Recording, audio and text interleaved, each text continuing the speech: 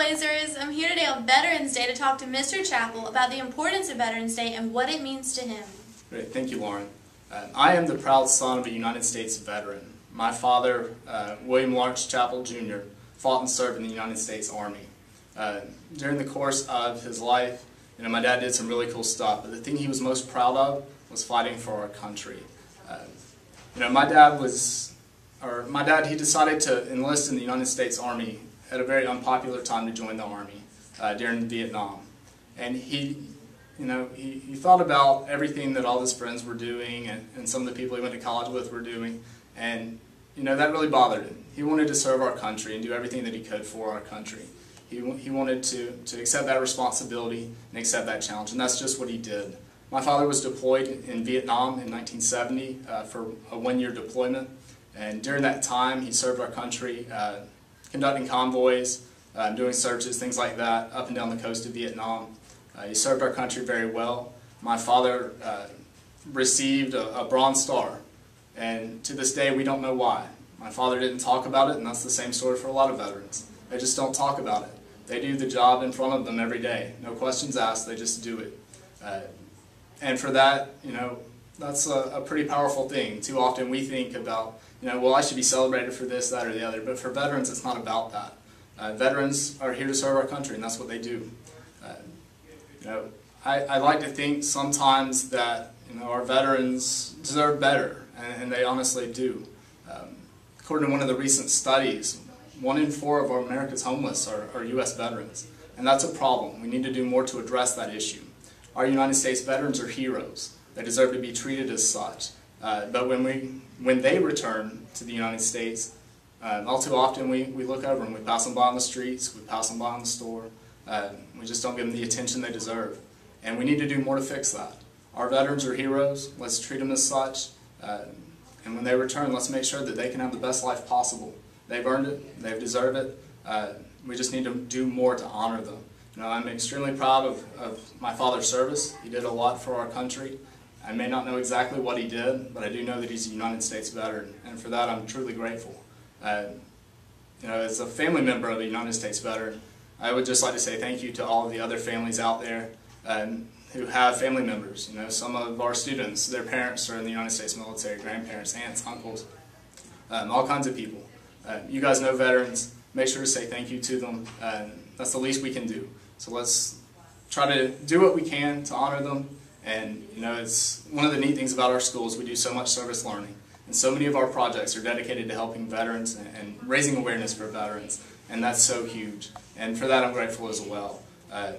It's just an important story. We need to get more of those stories out there so that you guys can know more about it and be able to honor those veterans. Well, thank you so much for being with me today. Great, thank you.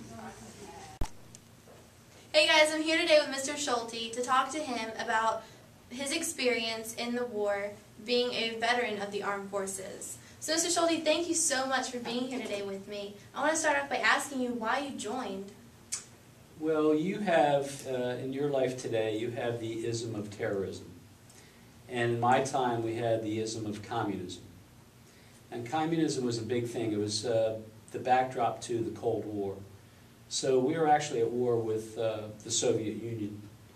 And the Soviet Union had its arms reaching out to all parts of the world.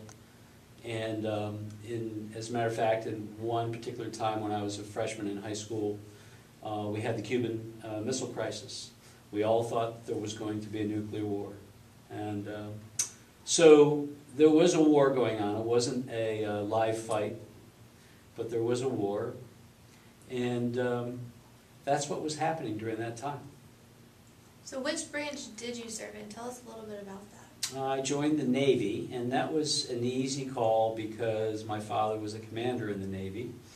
And he was, at that time, inactive, but he was in the reserves.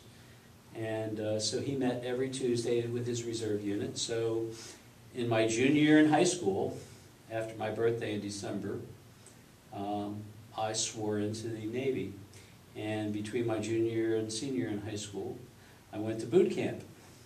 So I had the rough, tough stuff all behind me by the time I graduated from high school. And I went to college for a couple of years and ran out of money, so I decided to use the GI Bill.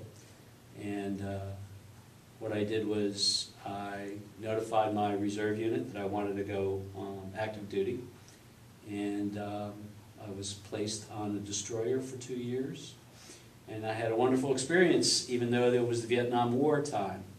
My particular ship had just come back from Southeast Asia, so I did not have the worries that many people had, especially in the Army and the Marines, because I did not have to face any armed conflict. Although we were in situations often enough where we had the potential for armed conflict. Most of my time in the summer of '68 was spent in the Mediterranean, visiting some wonderful ports, but some of the ports had some people who would have liked to have murdered a few of us. So we had to be careful. I was actually in Tripoli, which is in Libya, for 4 or 5 days. And I knew when I was in that country that I was not in a safe place unless the Marines were doing their job, in which they did. So I was thankful for the Marines. All right, so being around all these people that you didn't know, how did you handle that? How did you handle the adversity? When I grew up, my family stressed the importance of teamwork. I came from a large family. So that experience went into some of my sports. And one sport that helped me immensely was crew, which is rowing on a river. And we had very stressful physical things to do, and we had to work as a team. When you're in a boat and you're traveling from one end of the river to the other as fast as you can go, and your lungs are busting and you want to quit, you can't because you're going to let somebody else down. So that was the concept of teamwork. So it was actually pretty easy for me, because when I was in on the ship, I was a radioman, and there were many times when we had to do things that required teamwork, and that came natural to me. It didn't come natural to a lot of people, but it came natural to me. Right. There's a lot of people wanting to join this generation coming up, and what advice would you give to them about joining the military? I think the military today is much different than what it was when I joined. There's a different purpose. Today it's to fulfill some political needs and go to places that are very dangerous. Anybody who joins the Army, the chances of getting into armed conflict are very high, at least right now. And it's very focused on one segment of the population. It's basically high school people or people who haven't graduated from high school who are being funneled into the Army and the Marines. So I would be very careful.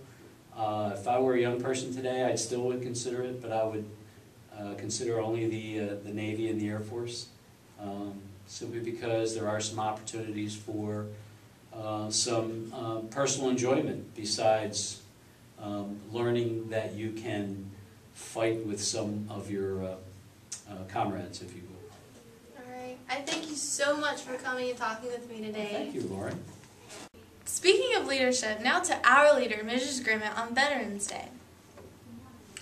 Well, good morning, students. On this Friday, we are celebrating Veterans Day here at Early College High School with many activities. The videotape that you're watching has been done by ROCAPA, our members of our History National Honor Society, and we appreciate their work that they've done to pull this together for us. Veterans Day is a very important day. Because of the sacrifices, we have the freedoms that we have today. The service that these men and women for many, many years have allowed us to have the freedoms and the rights and the responsibilities we have here in our country. And that's very important. As I was growing up, my father was in the Navy, and he served in World War II. And I know that sounds like a really, really long time ago to many of you, and it wasn't in my lifetime either. But at the same time, there were many, many men and women who gave their lives during that conflict. Following by that with Korea, then Vietnam. I was also married, I'm still married to a gentleman who served for 30 years in the Marine Corps. So he's a veteran of service and also sacrifice to our family, because many times he was away from home. Many Christmases he was in another country or serving in the military during times when he was not allowed to be home with our family, at times when many of you expect your family to be with you.